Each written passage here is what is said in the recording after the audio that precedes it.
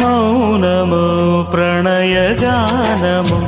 మనసుదానము తెలుసుకో నీవులు కలిసి నేనుగాలసి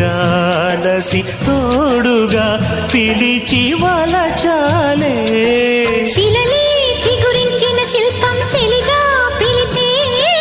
కనులే పండించిన స్వప్నం నిజమై నిలిచే నేడో మరునాడో మన మమతల చరితల మలుపు తెలుసుకోవా వసంతంలా వచ్చిపోవా ఇలా